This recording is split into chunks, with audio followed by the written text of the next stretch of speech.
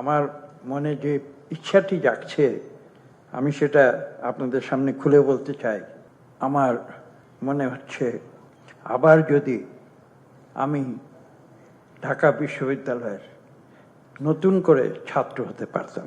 Professor Siddiqur Rahman তিনি অত্যন্ত চমৎকার একটি বক্তব্য তিনি এখানে দিয়েছেন এবং পাশাপাশি আমাদের কাছে একটি ছোট্ট বই তিনি তুলে ধরেছেন।